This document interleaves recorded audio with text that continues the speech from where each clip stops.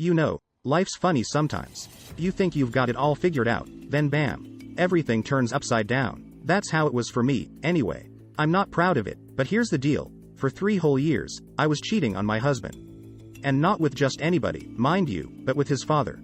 Sounds crazy, right? Well, it was. It all started so innocently, or at least, that's what I told myself.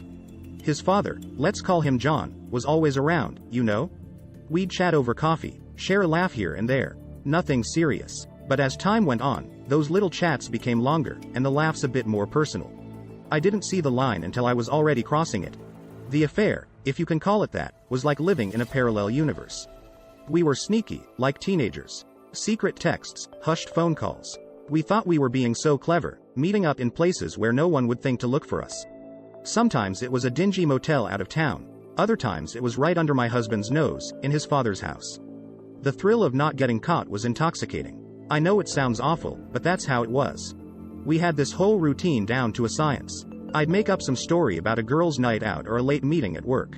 My husband, bless his heart, never questioned it. He trusted me, and there I was, betraying him in the worst way possible. John and I, we were careful. We had to be. The stakes were too high. If anyone ever found out, it wouldn't just be a marriage that was ruined. It would be an entire family. But as careful as we were, there's always that nagging feeling in the back of your mind, you know? That fear of being caught. Every time my phone buzzed, my heart would jump, thinking it was all about to come crashing down. But it never did. We were lucky, or maybe just good at being bad. Looking back, I don't know what I was thinking. It was like I was in a fog, just going through the motions without considering the consequences. It's not like my marriage was terrible, either. It had its ups and downs, sure, but doesn't every relationship? I guess I was just lost. Lost and looking for something, anything, that felt exciting and new. So there you have it. The beginnings of my betrayal. A sordid affair with my father-in-law, full of secrets and lies. It's not a pretty story, but it's mine. And it's only the beginning. The things that happened next, well, they're even crazier. But that's a story for another time. So, where did I leave off? Yes, the day I decided to turn my world upside down. The day I left my husband for his dad. Crazy, I know, but there I was, making a decision that would change everything. The morning started like any other, except my heart was racing a million miles an hour. I had my mind made up. I was leaving. I remember shoving clothes into my suitcase, not even bothering to fold them. My mind was a tornado of thoughts, doubts, and a strange sense of urgency. As I zipped up my bag, there was this deafening silence in the house. It felt like the calm before a storm. My husband, let's call him Mark, was in the other room, clueless about the bombshell I was about to drop. I walked in, suitcase in hand, and there it was, the moment of truth. The look on Mark's face when I told him. I'll never forget it. Confusion, hurt, disbelief, it was all there. He asked why, and I had my answers ready, but honestly, they sounded hollow even to me. I mentioned feeling trapped, needing a change, but I couldn't bring myself to tell him the whole truth. Not about his father. The air was thick with tension. Mark was trying to process it all, and I was there, feeling like the villain in my own story. He asked if there was someone else. I hesitated, then lied. Said no. It was easier that way. Or so I thought. Saying goodbye was bittersweet. Part of me felt relieved, like I was finally breaking free. But another part felt like I was making the biggest mistake of my life. Mark didn't yell or beg. He just stood there, looking lost and defeated. And that made it even harder. As I walked out of the house we had built together, it felt surreal. Like I was watching someone else's life fall apart. I got into my car, took one last look at the place I called home for so many years, and drove off. Off to start a new life with John, a man who, in hindsight, I knew so little about. That drive was the longest of my life. My emotions were all over the place. Guilt, excitement, fear, you name it. I kept glancing at my rearview mirror, half expecting to see Mark running after me.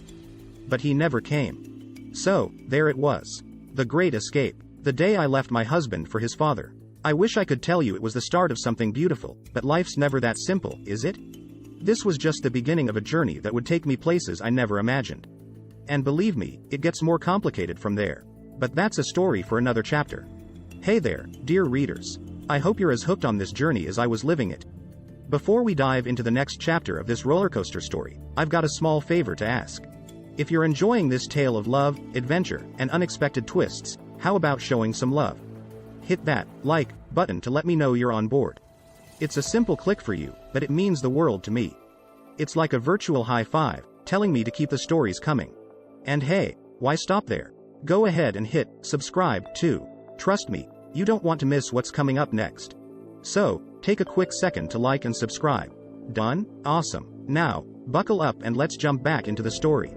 Alright, so, I've left Mark, and now I'm with John, his father. Sounds like a soap opera, doesn't it? But that was my reality. The beginning with John was different, exciting, in a way, but also kinda scary. We were trying to build a new life, you know? Not easy, considering how we started. The first few days were like living in a bubble. It was just him and me against the world. We'd spend hours talking about how things would be different, better. We were planning a future, or at least, we thought we were. But let me tell you, the outside world wasn't ready to accept us. Friends? Most of them bailed. Can't blame them, really. Family? Even worse. John's wife, who was now his ex and also my former mother-in-law, yeah, she wasn't sending us Christmas cards anymore. The judgment we faced was like a tidal wave. Whispers, stares, you name it. And then there were the everyday things. You know, grocery shopping, going out for a meal. We'd get those looks. Those, oh, that's them, looks. We tried to brush it off, pretend it didn't bother us. But it did. It's hard to ignore the world turning its back on you. Living with John wasn't all sunshine and roses either. The age difference, for one. It started to show in little ways. His taste in music, the movies he liked. Small things, but they added up. And the conversations, they changed too. From dreaming about the future to just getting through the day. I started noticing things I hadn't before, like how John would avoid certain topics. Anything about Mark, or the past, was off limits. It was like we were living in this weird present, with no past and a blurry future. There was this undercurrent of unease, you know? Like walking on a frozen lake, never sure when the ice might crack. We were playing house, pretending everything was fine. But deep down, I think we both knew something was off. And then there were the quiet moments. Those moments when I'd catch John looking out the window, lost in thought. Was he regretting his decision? Missing his old life? I didn't ask. I wasn't sure I wanted to know the answer. So there we were, trying to piece together a life from the broken bits of our pasts. It wasn't easy. Sometimes it felt like we were worlds apart, even when we were sitting right next to each other. That's the thing about new beginnings, though. They're messy, complicated, and nothing like you expect. And ours was no exception. We thought we were starting something new, but really, we were just dragging along the baggage from our old lives. And let me tell you, that baggage was heavy. But that's just the start of it. The real twist and turns were yet to come. And believe me, they were nothing like either of us had ever imagined. But hey, that's a story for the next chapter. You know how they say time changes everything? Well, they're not kidding. As the days turned into weeks and weeks into months, my life with John, my ex-husband's dad, started to feel different. The thrill? It was fading, like a photograph left out in the sun. At first, it was the little things. I noticed how John had this habit of switching off when I talked about my hopes or plans. He'd nod, but his eyes, they were somewhere else. Made me wonder if he ever really heard me. Then, there were the silences. Not the comfortable kind, but those awkward, heavy ones that hang in the air. We used to fill every moment with chatter, laughter, anything. Now, we just sat there, staring at our phones or the TV, words becoming rare guests in our home. I started to really look at our life together. Like, the way John insisted on keeping everything a secret still, even though there was no need to hide anymore. It felt like we were stuck in this loop, playing the same roles but without any passion or purpose. Our conversations, too, they changed. They became practical, mundane. What's for dinner? Did you pay the bills? That kind of stuff. The dreams and plans we once talked about? Gone. Like they were just whispers in the wind. It hit me one evening. We were sitting on the couch, and I was trying to remember the last time we laughed together. Really laughed, you know? And I couldn't. That's when it dawned on me. The romance, the excitement, it wasn't there anymore. It felt hollow, like we were just going through the motions. I started to question everything. Why were we together? Was it love, or just a fear of being alone? And what about me? Had I changed, or was I just seeing things clearly for the first time? The more I thought about it, the more I saw the cracks in our relationship. Like how John would talk about his past, his life before, everything.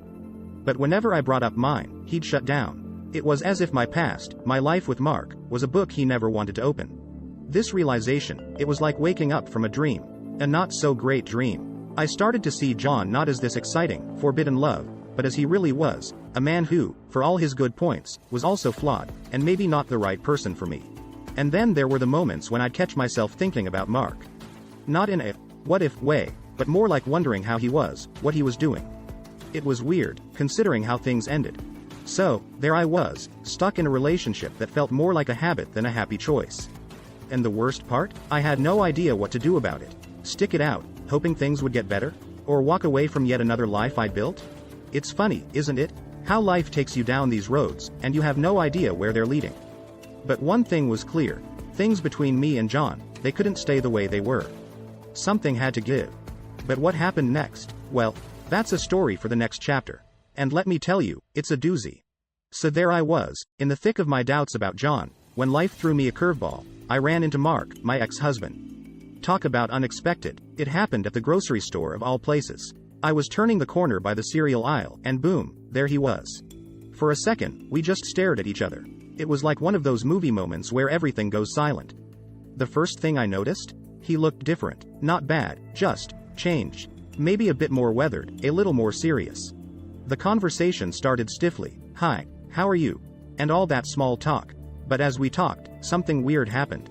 The awkwardness began to fade, and it felt like, I don't know, like reconnecting with an old friend. We talked about mundane things, his job, my new life, the weather. But underneath it all, there was this current of something. Nostalgia? Regret? Maybe both. Seeing Mark, hearing his voice, looking into his eyes, it was a wake-up call. I realized, right there in the grocery store, that my feelings for him hadn't completely vanished. They were buried, sure, but not gone. It was like finding an old photograph in a drawer, a little faded, but still clear. This accidental meeting got me thinking, really thinking, about everything. About the choices I'd made, the people I'd hurt. I started to see my past actions in a new light. It wasn't just about the thrill or the escape anymore. It was about what I'd lost along the way. And there was something about Mark's demeanor. He wasn't angry or bitter. He just seemed settled, like he'd moved on, made peace with how things turned out. And that hit me harder than I expected. He had grown, moved forward, while I felt stuck in a life that no longer fit. The encounter stayed with me for days. I kept replaying our conversation, his expressions, the sound of his voice. It was like a song stuck in my head, but instead of a melody, it was a mix of emotions, regret, longing, and a surprising sprinkle of hope. I started to wonder about the what-ifs. What if I'd never left Mark? What if I'd been honest from the start? It's funny how life works. You think you're on the right path, but then you take a wrong turn and end up lost. That meeting with Mark was a turning point. It didn't bring any easy answers, but it opened my eyes. I began to understand that sometimes, you need to face your past to move forward. And as for what I decided to do about John and my tangled feelings, well, that's a tale for the next chapter. Let's just say, things got even more complicated. After that grocery store run-in with Mark, my world was spinning. It was like someone had turned on a light, and I could finally see the mess I'd made. Here I was, living with John, but my heart? It was stuck somewhere between regret and longing. The days following were a blur of confusion. I was torn. Part of me wanted to reach out to Mark, to see if there was anything left to salvage. But then there was John, a constant reminder of the path I'd chosen. Trying to reconnect with Mark was like walking a tightrope. I didn't know if he even wanted to hear from me. After all, I'd turned his life upside down. But that pull, that what-if, was too strong to ignore. So, I reached out. A text here, a call there. Nothing too heavy, just testing the waters. Every interaction with Mark was a mix of nostalgia and awkwardness. We'd talk about the good old days, tiptoeing around the elephant in the room, our broken marriage. It was like dancing on a minefield, never knowing when we might step on a buried secret. But here's the kicker: as I was trying to figure things out with Mark, I still had John. Our relationship had become this routine, a series of motions we went through without really connecting. And the guilt, oh man, the guilt was eating me up. I was living a lie, again. John sensed something was off. He'd ask if everything was okay, and I'd just nod, putting on my best, everything's fine, face. But inside, I was a storm of emotions. I was betraying him now, in a different way, but still betrayal. I started to see the irony of it all. I'd left Mark because I thought I wanted something more, something different. And now, here I was, wanting to go back to the life I'd discarded. It was a tangled web, alright, one that I'd spun myself. As days passed, the strain began to show. I'd be with John but thinking about Mark. I'd be talking to Mark but feeling guilty about John. It was a mess, a real emotional roller coaster. And the worst part? I had no one to blame but myself. This chapter of my life was like a lesson in love and consequences. I'd made choices, and now I was living with them. The deception, the lies, the hurt I'd caused, it was all coming back to haunt me. But life has a funny way of throwing curveballs. Just when I thought things couldn't get more complicated, they did. And that's where the real suspense began. Choices had to be made, truths had to be faced, and the consequences? Well, they were just around the corner. That's the thing about tangled webs. They're intricate, complicated, and once you're caught in one, it's hard to break free without causing more damage. But I was determined to try. How I went about it, and the revelations that came with it, well, that's a story for the next chapter. Let's just say, things took a turn I never saw coming. You ever reach that point where you just can't keep running from the truth? Well, that's where I found myself. Caught between John and Mark, I knew it was time to face the music. So, I did something I never thought I'd have the guts to do. I confronted them both. First up was John. We sat down in our living room, the one we'd shared for what felt like a lifetime and an instant all at once. My heart was pounding so loud, I swear it echoed off the walls. I told him everything, about meeting Mark, my feelings, my doubts. It all came pouring out. John, he just sat there, listening. His face was like a mask, giving nothing away. When I was done, there was this long, heavy silence. Then, he spoke. His voice was calm, but I could hear the hurt beneath it. He told me he'd sensed something was off but hoped it was just a phase. Hearing him say that, it was like a punch to the gut. The pain in his eyes, I caused that. Next was Mark. We met at a park, neutral ground. The autumn leaves were falling, kind of poetic, I guess. Telling Mark was harder. We had history, a life we'd built and I'd torn down. I took a deep breath and dived into the deep end. I told him about John, my feelings, my confusion, everything. Mark's reaction? Surprising. He wasn't angry or sad. Instead, he was understanding. He said he'd always wondered if things could have been different, but he'd moved on. He wished me well, no matter what I decided. It was gracious, more than I deserved. Confronting them was like lifting a veil. I saw John and Mark not just as the roles they played in my life, but as people, with their own hopes, fears, and heartaches. John, who'd risked everything for a love that wasn't built to last. And Mark, who'd found the strength to move on from a past that could have held him back. The revelations didn't end there. John admitted he'd been holding on to the relationship more out of fear than love. Fear of being alone, of facing the judgment of others. And me? I realized I was doing the same thing. We were two people, clinging to each other, not because we wanted to, but because we were afraid to let go. And Mark, he showed me that it's possible to grow from pain, to find peace after heartbreak. His calm acceptance was a lesson in grace, a stark contrast to the chaos I'd been living in. So there we were, secrets out in the open, raw and real. It was a turning point, the moment everything changed. The tension, the lies, the heartache, it all came to a head in those confrontations. What happened next? How we all moved forward from that tangle of emotions and truths, well, that's the crux of the next chapter. Let's just say, the path to healing and redemption was anything but straight. But that's life, isn't it? A journey of twists, turns, and the occasional surprise. So, we've reached the end of this crazy ride, and let me tell you, it was nothing short of dramatic. After all the confrontations and revelations, things took a turn I never saw coming, especially for John, the man I'd left my husband for. The fallout from our relationship was like a domino effect. First, it was his reputation. You see, John had always been respected in our community, a pillar, you know? But after everything came to light, people's perceptions changed. Whispers turned into talks, and respect turned into pity or worse, disdain. Then came the loss of his family's respect. It hit him hard. His other children, they couldn't look at him the same way. He had broken the unspoken family trust, and that's not something you get back easily. Family gatherings turned awkward, filled with unspoken words and heavy glances. And as for us, well, our relationship crumbled like a house of cards in a storm. With everything out in the open, the bond we thought we had just evaporated. We were left staring at the truth. Our relationship was never built on something real. It was an escape, a distraction from our own individual issues. John's downfall was a hard thing to watch. I saw a man who once held his head high, now walking with the weight of the world on his shoulders. His spark, that thing that made him, it just faded. It was like watching someone slowly fade away into a shadow of their former self. And me? I was lost in a sea of my own making. Guilt, regret, empathy, a cocktail of emotions. Seeing John's life unravel, partly because of decisions I'd made, was a heavy burden. It made me question so much about myself, my choices, and what I truly wanted in life. But here's the twist, through all this turmoil, something unexpected happened. I began to find myself. Stripped of the lies, the secrets, and the drama, I started to see who I really was, what I valued, and what I wanted to stand for. The story of me, John, and Mark is more than just a tale of betrayal and consequences. It's about the complexities of human relationships, the unpredictability of life, and the often painful journey towards self-discovery.